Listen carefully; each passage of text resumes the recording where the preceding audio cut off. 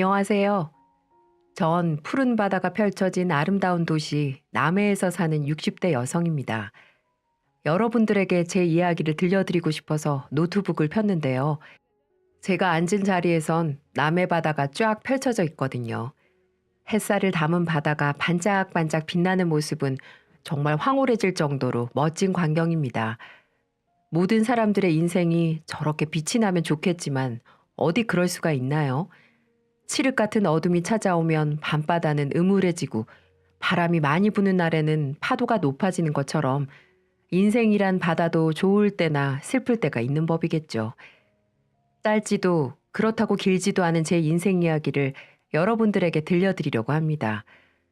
전 어릴 적부터 가수가 꿈이었습니다. 작은 시골 마을에서 유년 시절을 보냈는데요. 노래 부르는 걸 하도 좋아해서 마을에 잔치라도 벌어질 때면 동네 어르신들 앞에서 맛깔나게 노래를 부르곤 했습니다. 좀 더 커서는 크고 작은 동네 행사를 다니며 노래를 불렀고요. 사람들이 제 노래에 흥겹게 반응하면 그렇게 기분이 좋더라고요.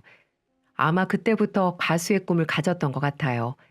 학교를 졸업하고 언니가 사는 서울로 가면서 전 반드시 가수가 돼야겠다고 다짐했습니다. 저보다 4살 많은 언니는 참 씩씩하고 든든한 사람이었어요. 어릴 적에도 바쁜 부모님 대신에 엄마 노릇을 톡톡히 해주었고요. 어려운 집안일도 척척 해내는 슈퍼우먼이었습니다.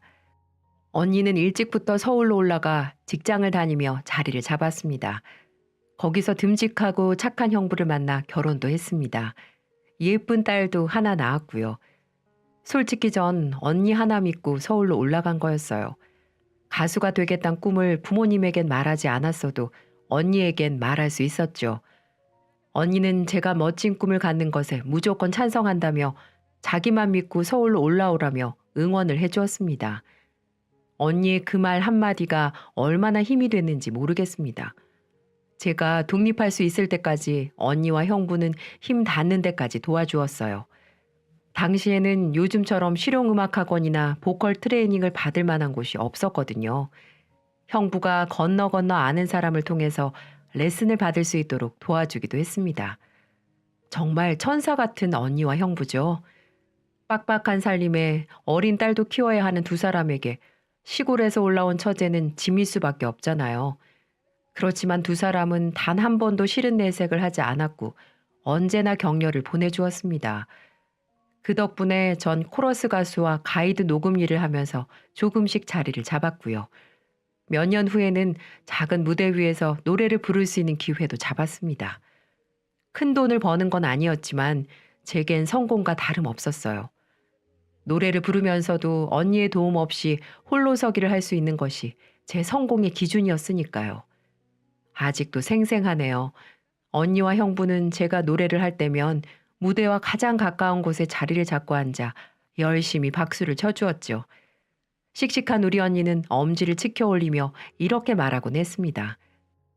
역시 내 동생이야. 목소리가 꾀꼬리 뺨치겠다. 어쩌면 그런 목소리가 나올 수 있는 거니? 내 동생 정말 자랑스럽다. 수줍음 많은 형부도 맞장구를 칩니다. 처제 정말 멋지다. 노래 진짜 잘 부른다. 우리 처제 진짜 대단해. 언니 내외는 저의 든든한 서포터이자 열렬한 팬이었습니다. 그런 두 사람이 사무치게 그립습니다. 왜냐고요? 이제 다시는 그 모습을 볼 수가 없게 되었거든요. 언니의 사고 소식은 제가 막 무대를 끝마쳤을 때 전해졌습니다. 언니 부부는 조카와 함께 차를 타고 어디론가 이동하는 중에 사고를 당했어요. 경찰 말에 의하면 신호 위반 차량이 언니의 차를 들이받았고 차가 몇 바퀴나 굴렀을 정도로 큰 사고였다고 했습니다. 그때만 해도 언니와 형부가 크게 다쳤겠구나. 어린 조카는 괜찮을까? 그 정도까지만 생각했죠. 그렇게 살갑고 착한 사람들이 이렇게 갑자기 제 곁을 떠나리라고는 생각지 못했습니다. 너무나 기가 막힌 소식이었어요. 형부와 언니는 그 자리에서 사망했고요. 불행 중 다행으로 조카는 목숨을 건졌습니다.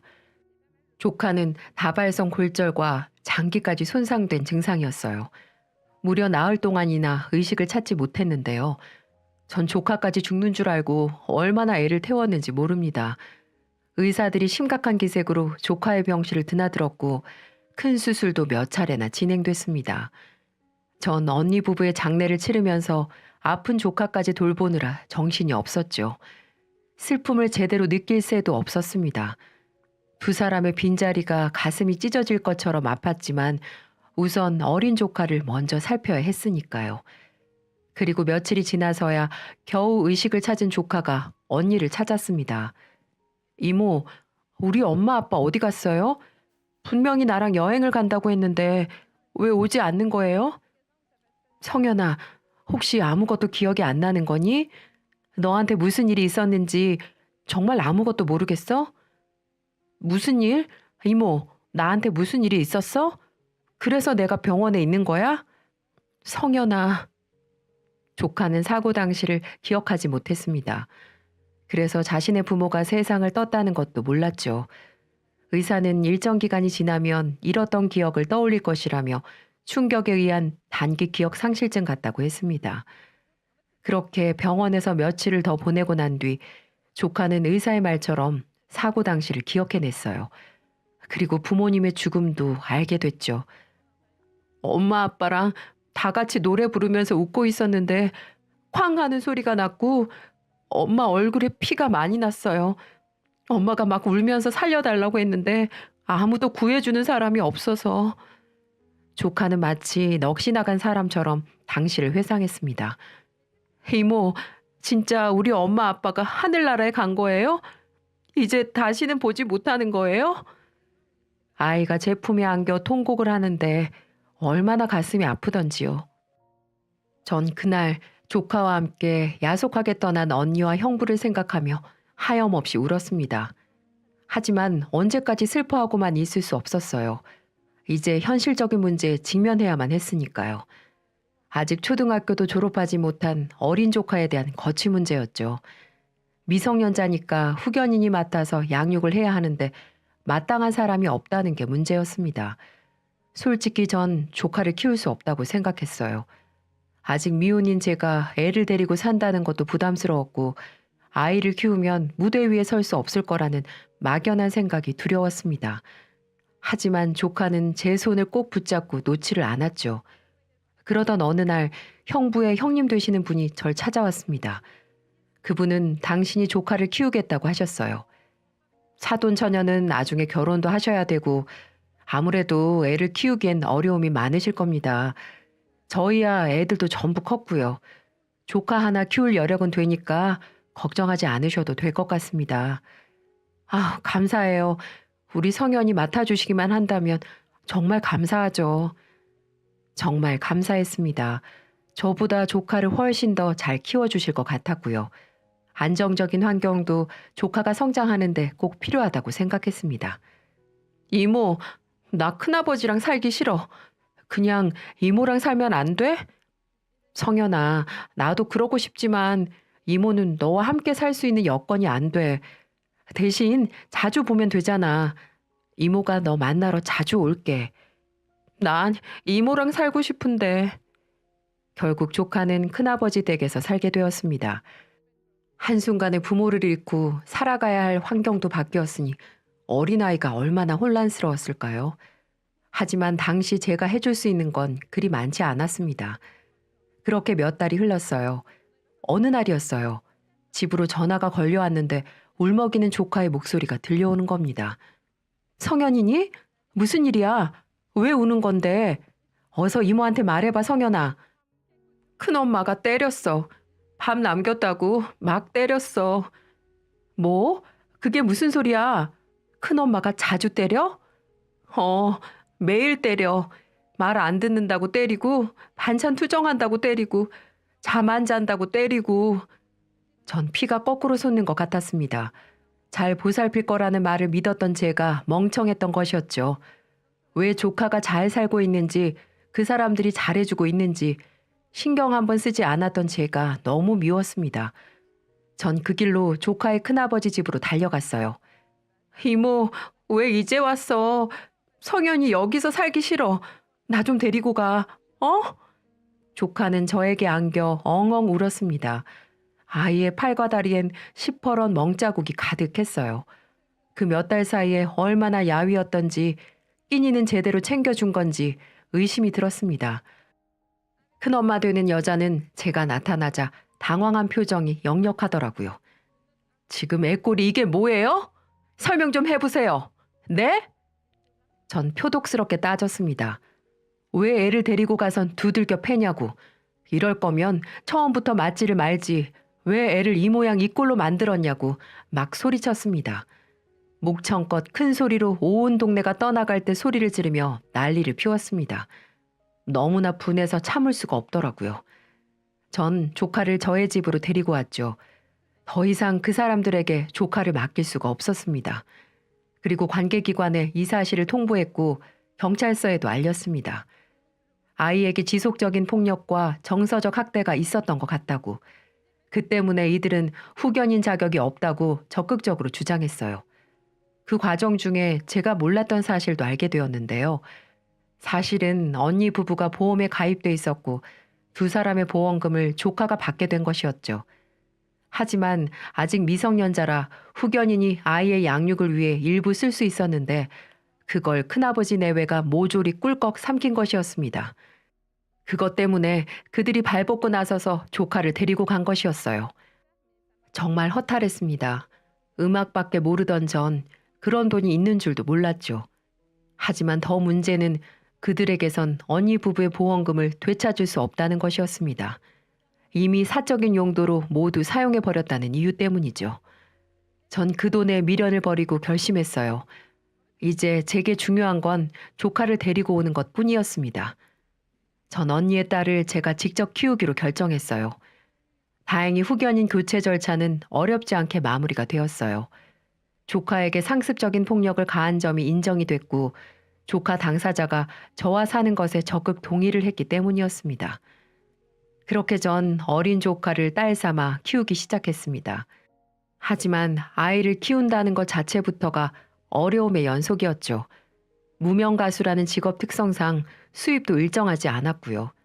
생각하지 못한 여러 문제들도 있었습니다. 하지만 전 최선을 다해 조카의 엄마가 돼주었어요. 모르는 건 여기저기 물어가며 모자란 건 어떻게든 채워서 조카를 양육했습니다.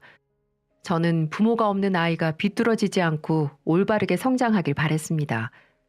하지만 복잡한 제 심정과는 다르게 큰아버지의 손에서 벗어난 조카는 저와 사는 것이 너무나 좋았던 모양입니다. 방실방실 표정도 밝았고요. 제 말이라면 아주 잘 따랐거든요. 전 그런 조카를 보며 더욱더 정성을 쏟았습니다. 한 번은 이런 일도 있었어요.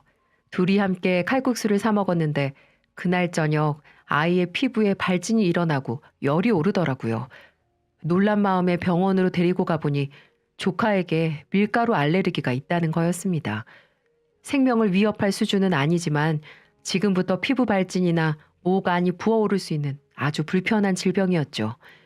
아시다시피 밀가루로 만드는 음식이 좀 맞나요? 하지만 전 조카를 위해 밀가루와 관련된 음식은 일체 피했습니다. 라면이나 국수 종류는 물론이고 튀김이나 과자류 같은 것도 최대한 멀리했죠. 특히 빵을 좋아하는 조카를 위해 밀가루 대신 쌀가루를 써서 빵을 만들어 먹였습니다. 남들이 들으면 과하다고 말할지 모르지만 저는 성현이를 조카가 아닌 딸이라고 생각했기에 못할 것이 없었습니다.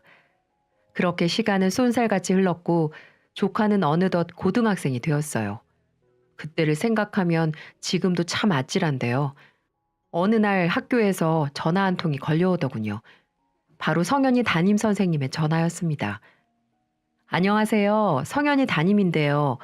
혹시 시간 괜찮으시면 학교에 한번 방문해 주실 수 있겠습니까? 성현이에 대해서 긴히 드릴 말씀이 있어서요. 전 불길한 예감이 들었습니다. 그리고 조카에게 말하지 않고 담임 선생님을 뵈러 갔죠. 담임 선생님은 전혀 뜻밖의 말씀을 하시는 겁니다. 사실 성현이가 워낙 모범생이어서요. 성적도 줄곧 상위권이었고 교우 관계도 무척 좋은 학생입니다. 그런데 그랬던 성현이가 요즘 많이 달라졌어요.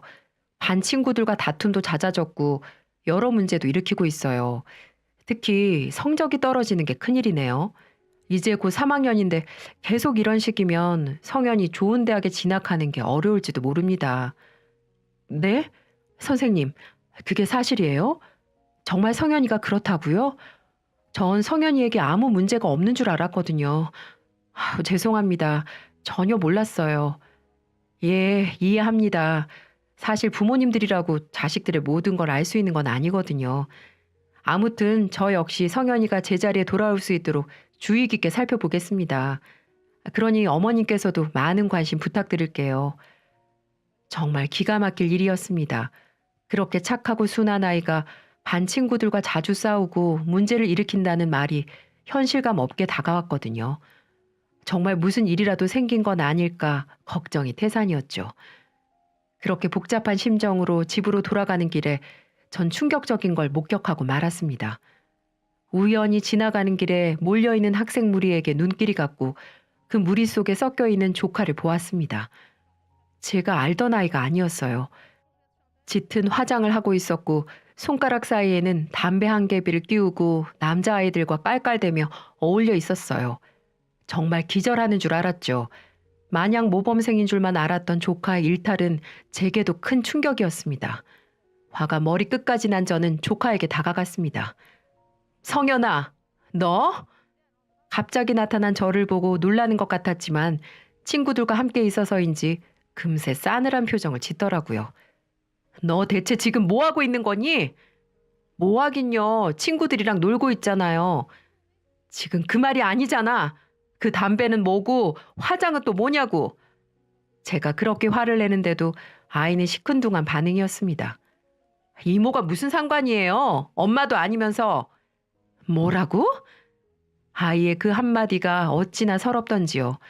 먼저 간 언니가 생각나기도 하고 여태껏 내가 뭘 하고 있었나 하는 자괴감까지 들더라고요.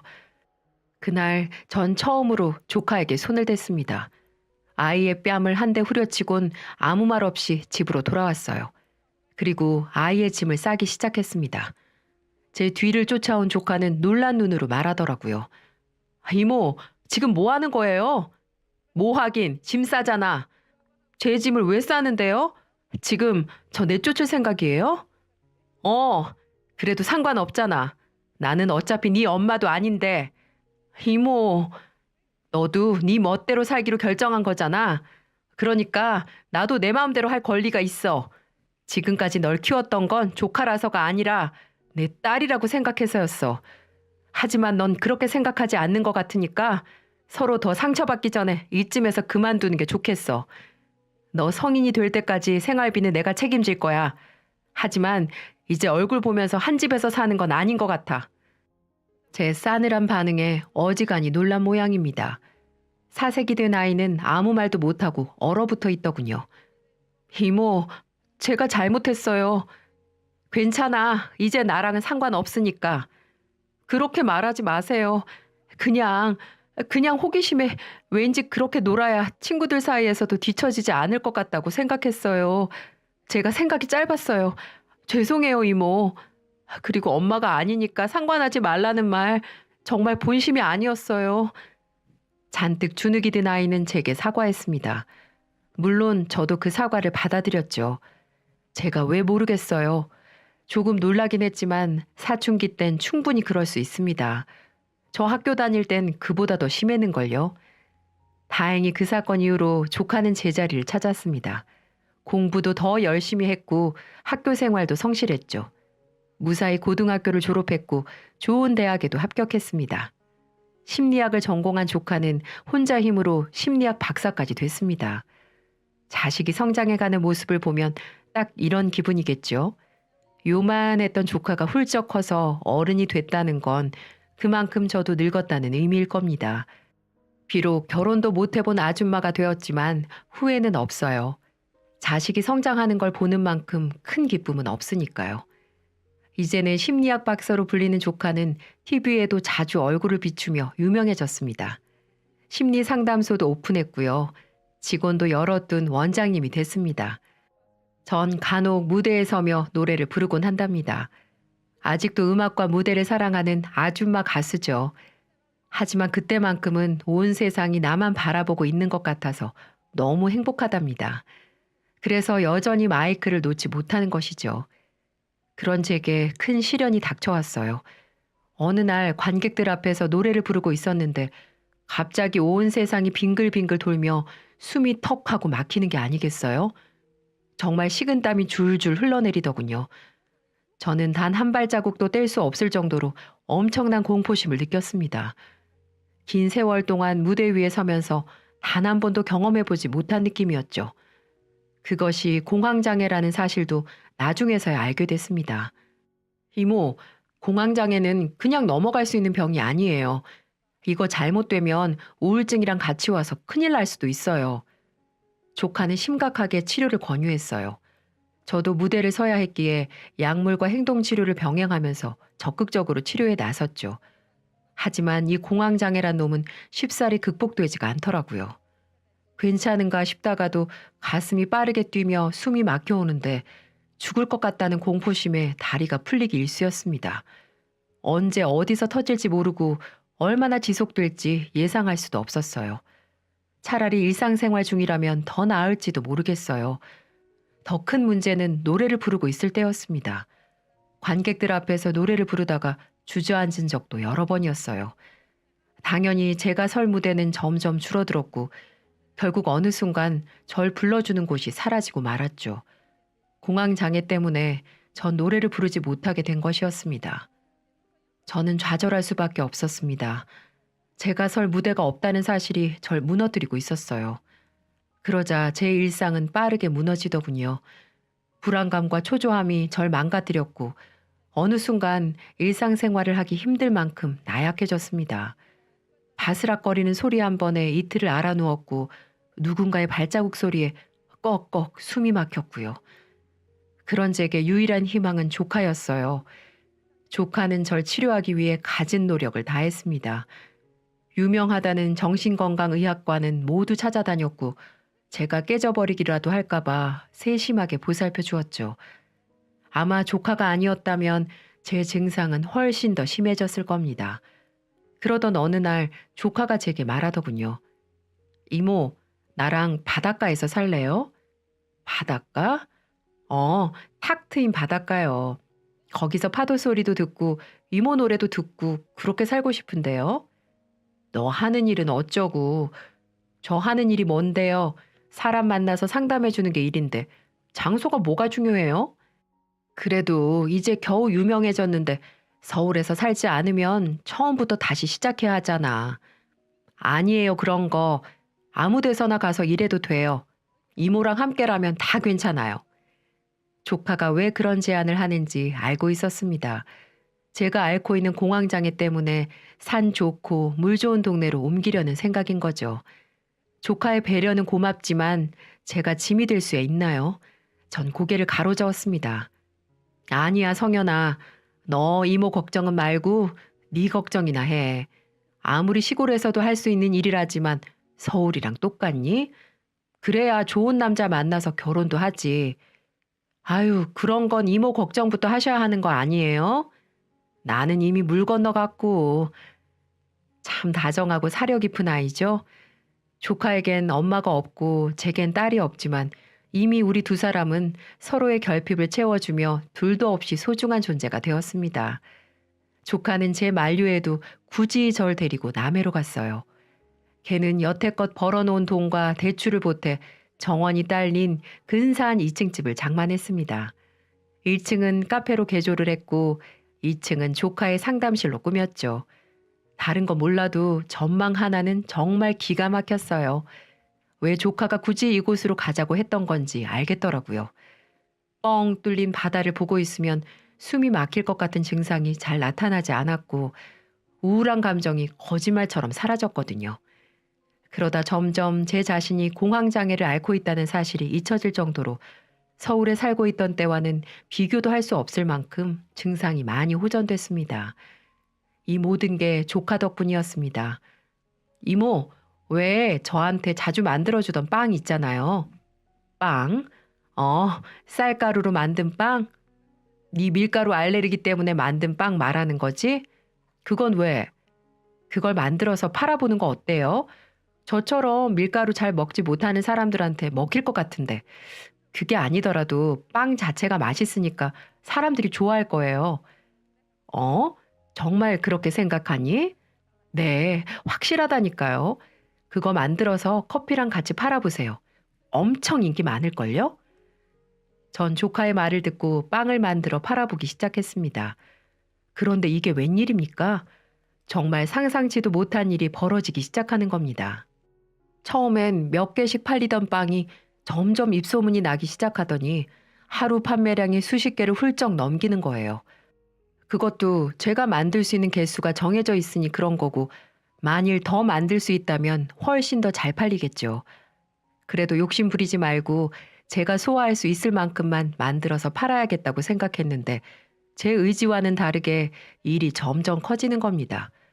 제가 만든 빵에 매료된 사람들이 사진을 찍어 SNS에 올리기 시작했고 저희 카페는 금세 유명세를 타기 시작했어요. 그걸 보고 남해까지 찾아오는 손님들이 생겼고 전 어쩔 수 없이 직원을 고용해 규모를 늘릴 수밖에 없었죠. 그러다 보니 또 남해에 오면 꼭 들러야 할 핫스팟으로 우리 카페가 꼽혔고요. 날이 갈수록 소문이 나는 겁니다. 그러다 보니 TV에서도 소개가 되며 제가 만든 빵은 날개가 돋친 듯 팔려나갔죠. 그뿐만이 아닙니다. 덩달아 카페 2층에 자리 잡은 조카의 심리상담소도 함께 유명해졌습니다. 원래 심리상담사로 이름이 있던 조카가 운영하는 곳이란 게 알려졌고 빵 때문에 카페를 찾은 손님들이 속마음을 풀어놓는 필수 코스로 자리를 잡게 된 것이죠. 우리는 예상치 못한 이 상황이 당황스러웠지만 연일 즐거운 비명을 지르고 있답니다. 매출도 상당해서 카페를 마련하느라 쓴 비용을 상쇄하고도 남았죠. 밀가루 알레르기가 있는 조카 때문에 조카가 먹어도 탈이 없을 음식을 연구하고 개발했던 것이 이런 결과로 이어질지 정말 몰랐습니다. 이모, 이모! 아유, 또 왜 이렇게 소란이야? 무슨 일 있니?